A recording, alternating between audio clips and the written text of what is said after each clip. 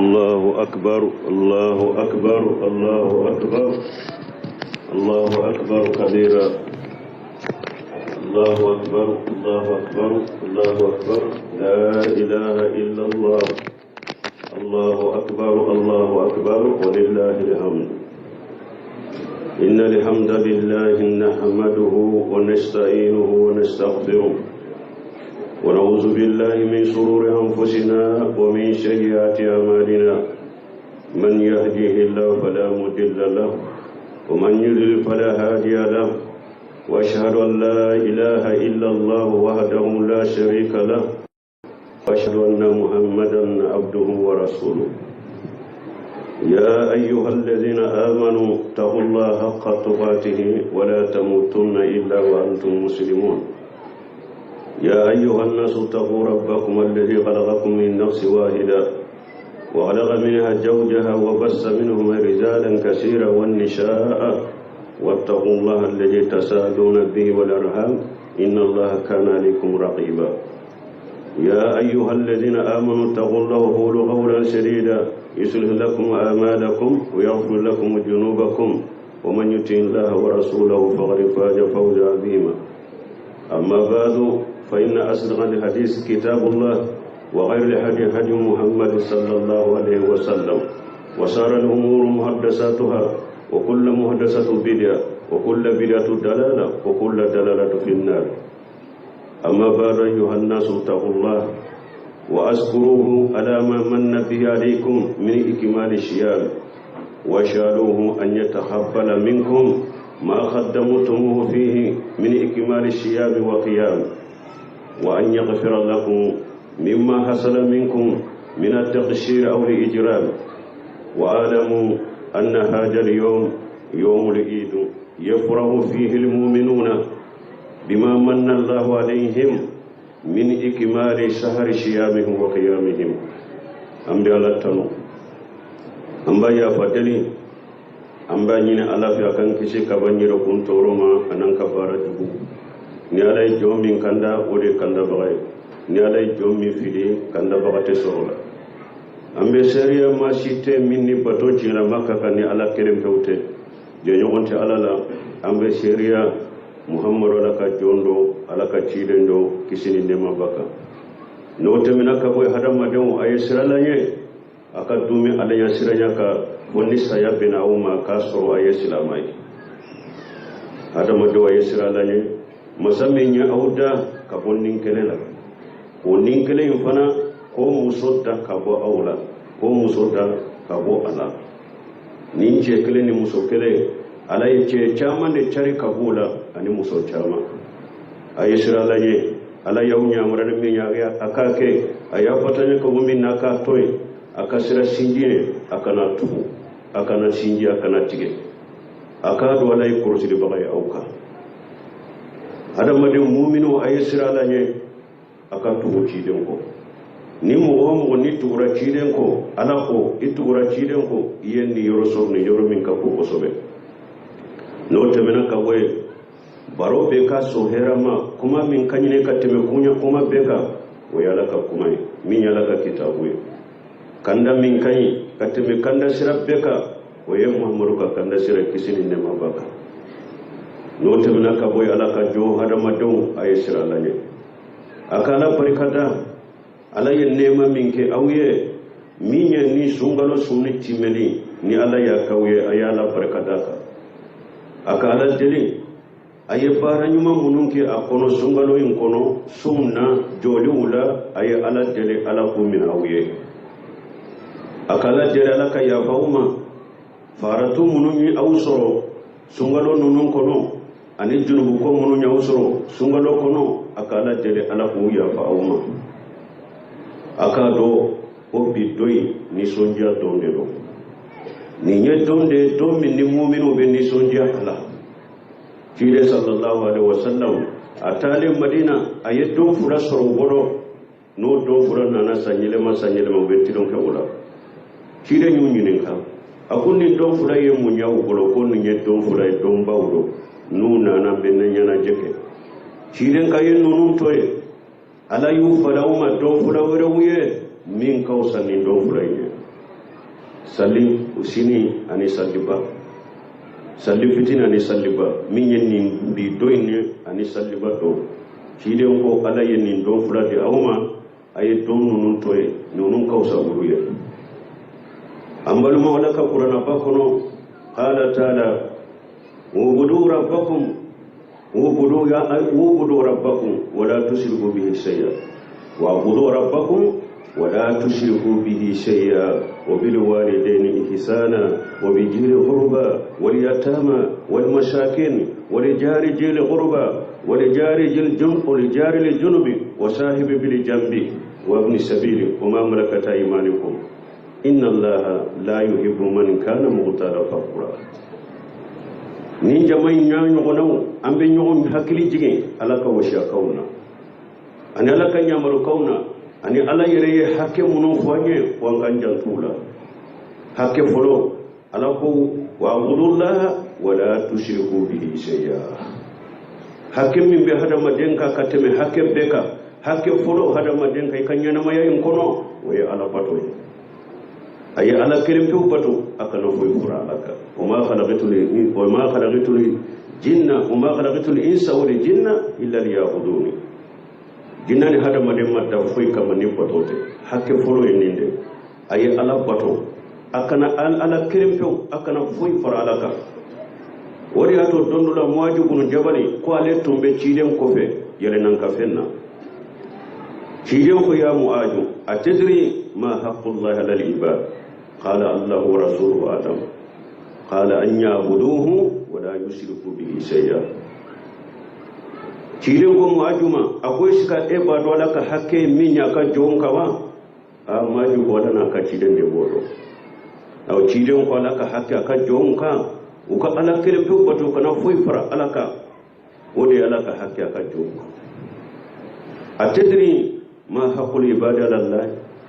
akom maju ibado fana ba jom fana ka hakke munye alaka maju ko ale ko allah wa rasuluhu alam alana ka cide de bodo cide ko allah nyu ajibahu cide ko jom fana ka hakke alaka nu ye ala kelen pe bato ma foy fara alaka ala fana tula jaba waye jom fana ka hakke alaka ni ye hakke foroye an kan janton ni hakke la ala kelen pe ko bato foy kana faraka hakke fulana o bil walidaini ihsana bange baga fula nyuma yaka kuye bange baga fula kan ikiu lado ikanyuma kuye isheko da mayra bela akacha qur'ana kono ala baka batoni bange baga bato abutu nyona an askuru li wa liwalidayka wa ilayya al-masir wa qada rabbuka allan ta'budu illa iyyahu wa bil walidayni ihsana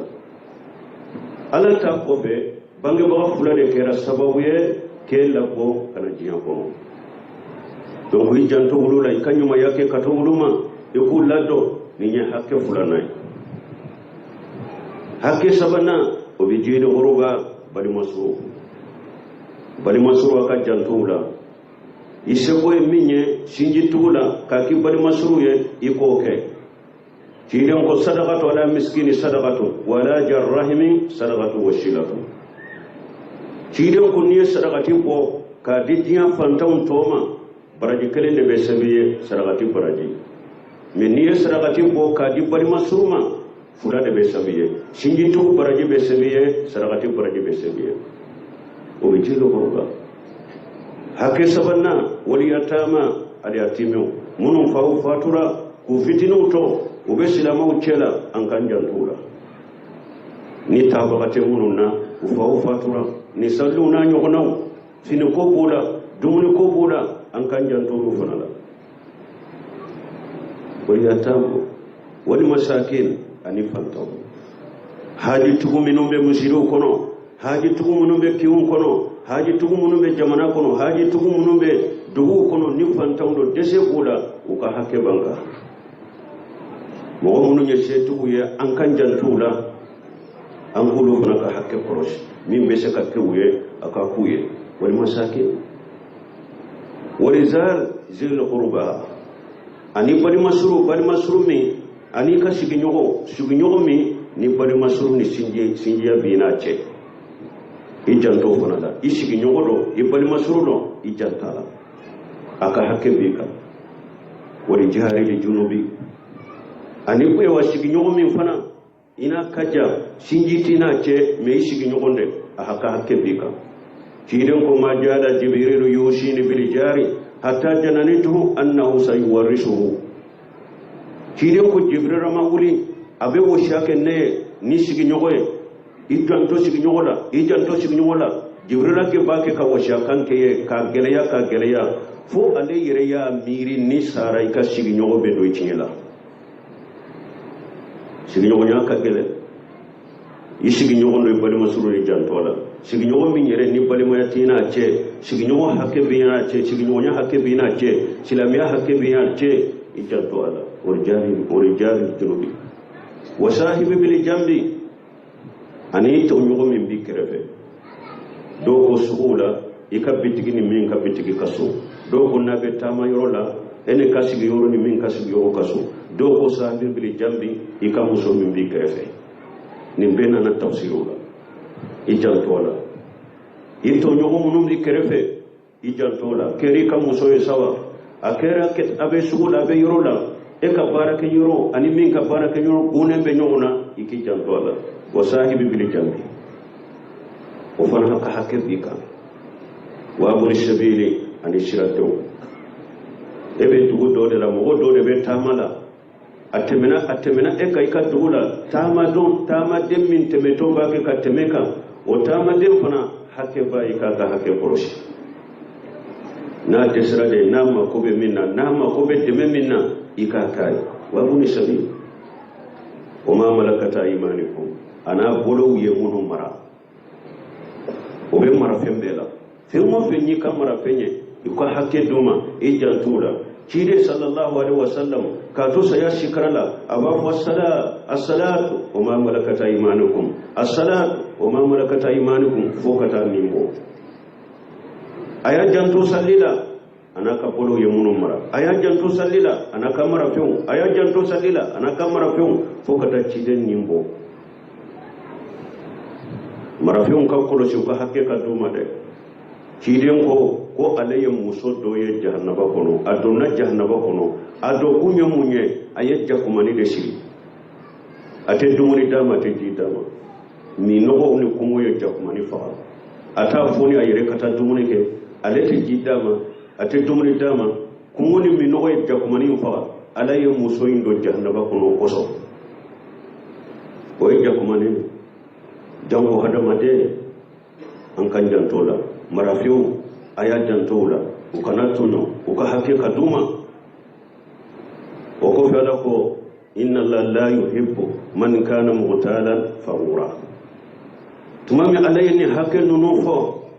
parce que ala kule kan njogo fula min fo aya labana no jogo fula sabati lembe mo minna itesika ni hakenu nundi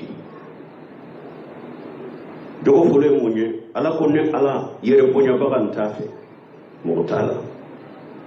mo min ba yere korta be kaba yere la aba yere bonya ne ala to tigife fa gora min be waso mo lana nenye ne de be ninkai yere bonya baga yi waso banti ni nenye ala ta tigife mo ba yere bonya ka yere korta mo ka abe waso mola na nenye ni hakke muno fora atese kudi ori atwala kunne te yere bonya bagafe nte waso kala fe mimbe wasama nenye barakallahu li wa lakum fil qur'anil hakim wa nafani wa iyyakum bima fi min al-dhikril hakim aqulu qawli hadha wastaghfirullaha li wa lakum wa lisairil muslimin min kulli dhanbin wastaghfiruhu innahu huwal ghafurur rahim.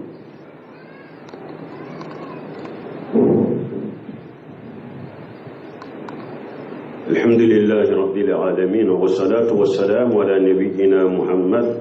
وعلى آله وأصحابه وسلم تسليما كثيرا أما بعد وأن ابن عمر رضي الله عنهما قال فرض رسول الله صلى الله عليه وسلم زكاة الفطر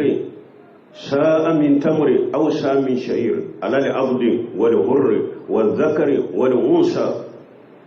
والشقير والكبير من المسلمين وأمر أن تودى قبل الخروج إلى الصلاة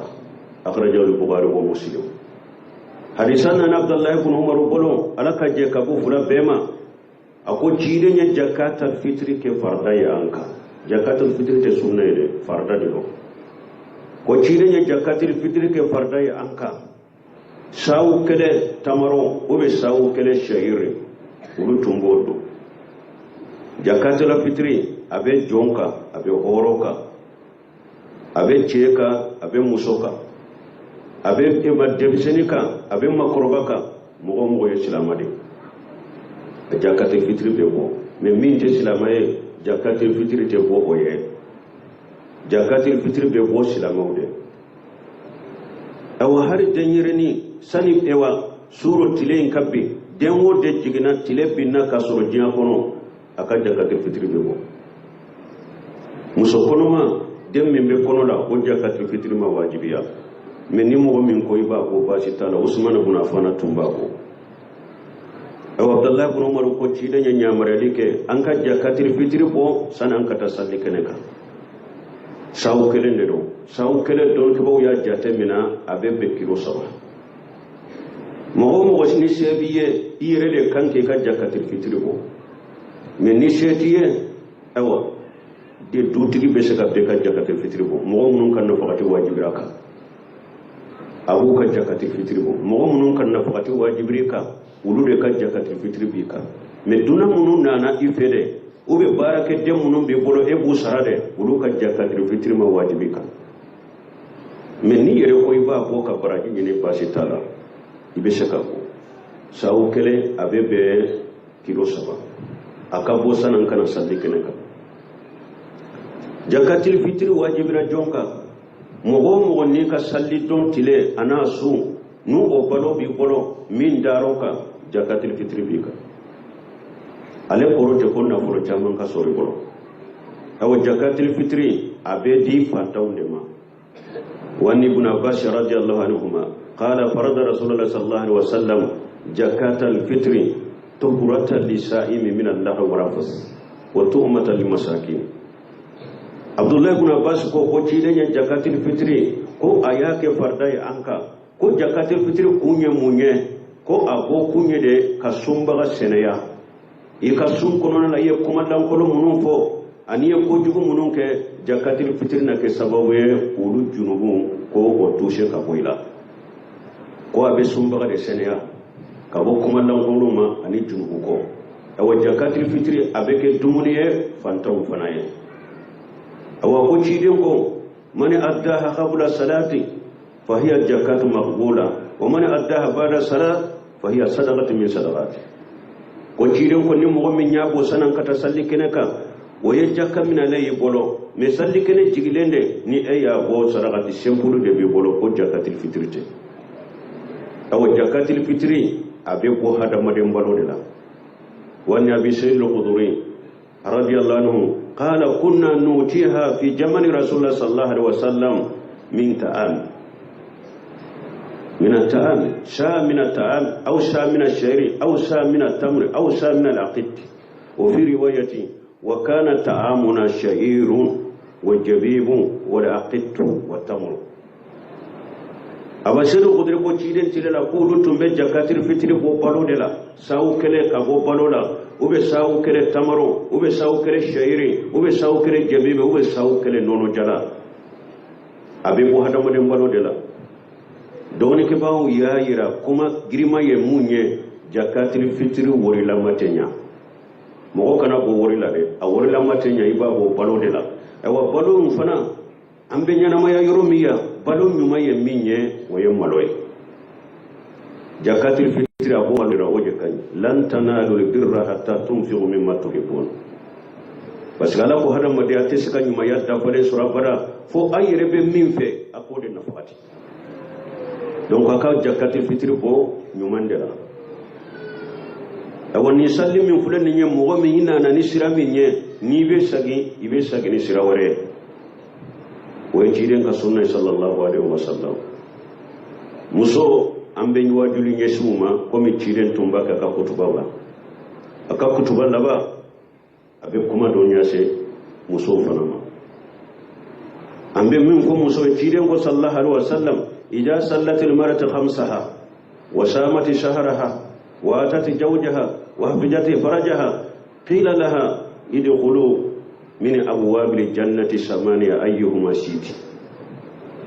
أنا نهرس سهل كنو تيريكم مسو نيكا فرد دورو سالي إيكا سنغلو سو إيكا تشيلا بطو أي نعمر نميني على سوسوتي إيه تشيلا بطو ولا إيكا تافي ولو كروش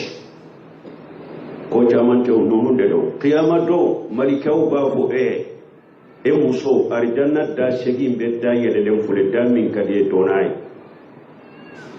aya janto nonu na de ika farda salli duru jantula ika sungalo jantula ika su ika che jantula ika lado ika tabe bolo ika koroshi jile ko muso ni yen nonu ke yo mal qiyama do arjanna da shegi be da yele da min kadi donay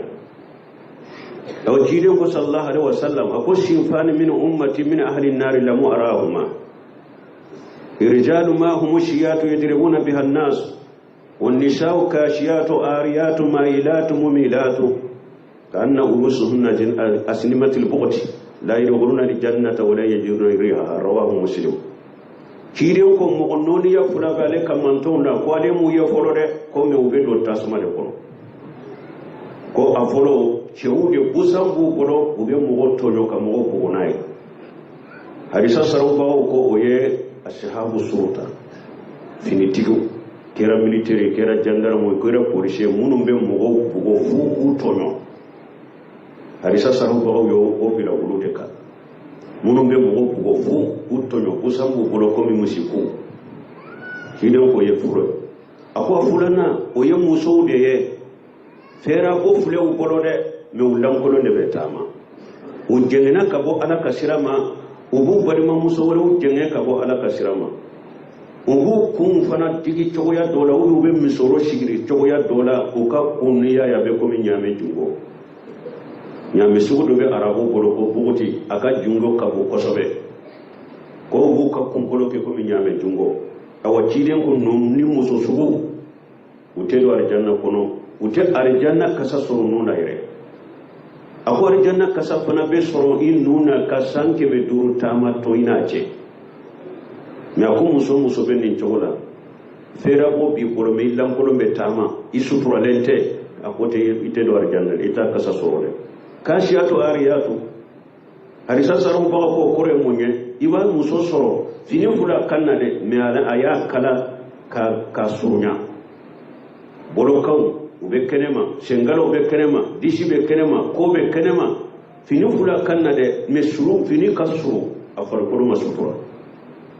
fini fule kanna me Allah ko londo kafiri kala kasunya a cogo ya fula na kashiyatu ariyatu fini fula kanna de me fini fegelendo inya be fini korolala ni fini sanfelai ni fana to de kashiyatu ariyatu fini bilade me fini donna sutura min kama fengo fembe fini koro abe yene fini kofelai ni fana kashiyatu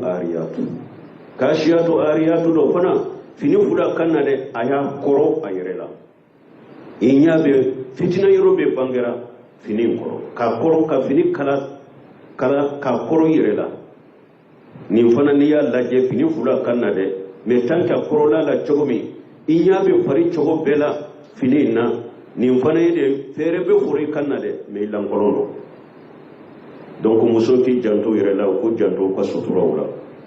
sutura nana muso karama de kama sutura nana muso bonya de kama sutura donni muso golo limaniya de no sutura donni muso golo ala siranya de no